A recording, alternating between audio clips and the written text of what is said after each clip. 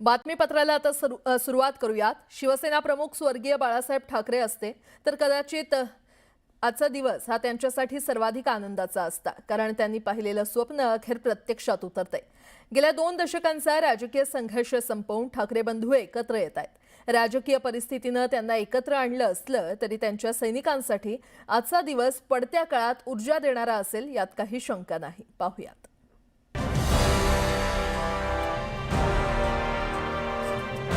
हे महाराष्ट्राच्या जनतेच्या मनात होईल। ठाकरे बंधूंच्या युतीचा मुहूर्त ठरला। बुधवारी युतीची होणार घोषणा। राजकीय पटलावर ठाकरेंची एकी। आज एकच निर्णय घेऊन उठायचे आपल्याला, एकच निर्णय की कोणी काही केलं तरी मात्र आम्ही आणि आमच्या रक्तामध्ये सळसळणारा भगवा रंग कधी फिका पडू देणार नाही। ज्या क्षणाची दोन्ही ठाकरे बंधूंचे सैनिक वाट पाहत होते तो क्षण आता जवळ आलाय।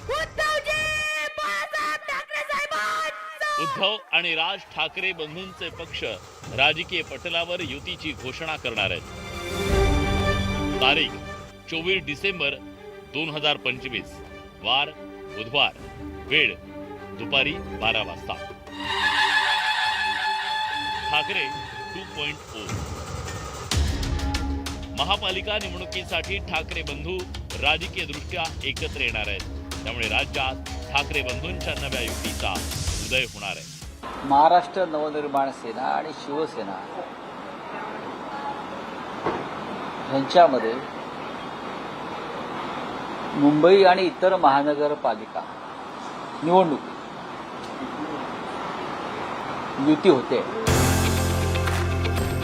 उद्धव आणि राज ठाकरे या बंधूंच्या उपस्थितीत या युतीची घोषणा केली जाणार आहे। या नव्या राजकीय समीकरणावरून आता राजकीय वर्तुळात चर्चेला उधाण आलंय। युती तर झालेलीच आहे, होण्याच्याच मार्गावर आहे। ऑफिशियली त्याची घोषणा सन्मान्य राजसाहेब योग्य वेळी करतील। मुंबई, ठाणे, कल्याण, डोंबिवली, मीरा भाईंदर, नाशिक, पुणे, छत्रपती संभाजीनगर या महापालिकांमध्ये दोन्ही ठाकरे बंधू एकत्र लढणार असल्याचं बोललं जात आहे। या क्षणी जी चर्चा करतोय ती मुंबई, ठाणे, कल्याण डोंबिवली, नवी मुंबई, मीरा भाईंदर, नाशिक आणि पुणे या प्रमुख महानगरपालिकांमध्ये नक्कीच आम्ही एकत्रित लढण्याचा निर्णय घेतलेला आहे। बुधवारी राजकीय पक्ष म्हणून दोन्ही ठाकरे बंधूंचे पक्ष एकत्र येणार असले तरी त्याची खऱ्या अर्थानं सुरुवात झाली ती जुलै महिन्यात। 5 जुलैला मुंबईत झालेल्या त्रिभाषा सूत्र धोरणाविरोधात मराठी विजयी मेळाव्यात ठाकरे बंधू एकत्र आले।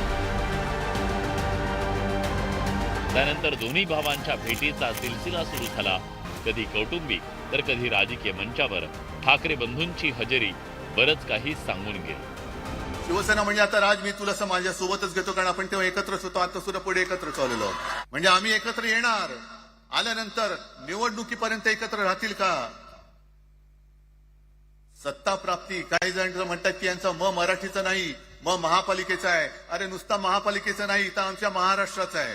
आम्ही महाराष्ट्र सुद्धा काबीज करू। माझ्या आजोबांपासून त्यांच्यानंतर शिवसेना प्रमुख मी आहे, आदित्य आहे, आता सोबत राज आलेला आहे।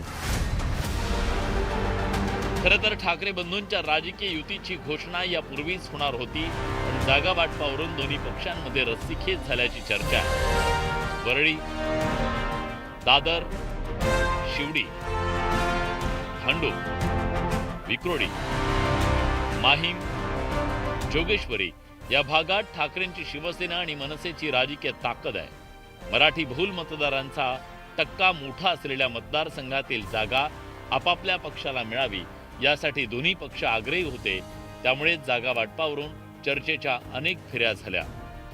आम्ही दोन्ही पक्ष एकत्र आहोत आणि मनापासून एकत्र आहोत। जागा वाटपासंदर्भात कुठेही ताणतणाव रस्सीखेच नाही। भांडूप किंवा इतर जे तुम्ही भाग म्हणताय ते त्यांना गेले काय किंवा आमच्याकडे आले काय, ते शेवटी युतीमध्येच राहणार आहेत या भावनेतून आम्ही काम करत आहोत।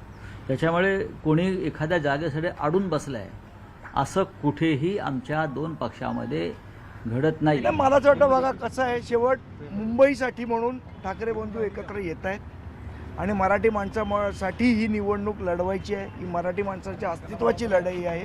ही लढाई आम्ही लढणार आहोत. त्याच्यामध्ये जागा हा विषय नाही आहे, पण शेवट त्याच्यावर चर्चा होत राहते. गेल्या वेळच्या निवडणुकीच्या निकालावर नजर टाकल्यास 2017 मध्ये शिवसेना आणि मनसेची मिळून मतांची टक्केवारी 36 इतकी होती, तर भाजपाची 27.5%. 2024च्या विधानसभेच्या निवडणुकीत मुंबईत भाजपला 29.2%, शिंदेच्या नेतृत्वातल्या शिवसेनेला 17.7%, ठाकरेंच्या शिवसेनेला 32.2%, तर मनसेला 7.1% मतं मिळाली. त्यामुळे राज ठाकरे आणि उद्धव ठाकरे महानगरपालिकेच्या निवडणुकीसाठी एकत्र आल्यानं त्यांची एकत्रित मतांची टक्केवारी 30%च्या पुढे जाण्याची शक्यता आहे. मुंबईतील मराठी माणसाच्या अस्तित्वाचा मुद्दा ठाकरेंकडून पुढे केला जाईल, तर भाजप आणि शिंदेच्या शिवसेनेकडून मराठी गुजराती परप्रांतीय मतदारांना आपल्याकडे खेचण्याचा प्रयत्न केला जाणार आहे. मुंबई महानगरपालिकेच्या निवडणुकीच्या दृष्टिकोनातून हे महत्वाचं नाहीये. मामूंची टोळी एकत्र आली त्याने मुंबईच्या महानगरपालिकेच्या निवडणुकीवर काही परिणाम होणार नाही. एकत्र येण्याचा काही फरक पडणार नाही. सभा होतील, उद्याच्या पत्रकार परिषदेत 30 वाक्य येतील. मुंबईला महाराष्ट्रापासून तोडणार मराठी माणूस. मुंबई महापालिकेची निवडणूक ही ठाकरे बंधूंच्या अस्तित्वाची लढाई आहे. तब्बल 2 दशकानंतर दोन्ही ठाकरे बंधू एकत्रितपणे निवडणुकीला सामोरे जाणार आहेत. 2019 नंतर राज्याच्या राजकारणात मोठे फेरबदल झाले. एका शिवसेनेच्या 2 शिवसेना झाल्या, तर एकेकाळी शिवसेनेसोबत असलेल्या भाजपची मुंबईत मोठ्या प्रमाणात वाढ झाली.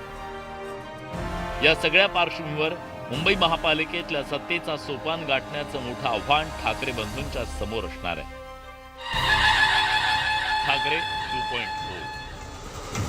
नरेश बोबाटेसह bureau report, news 18 Lokmat, Mumbai.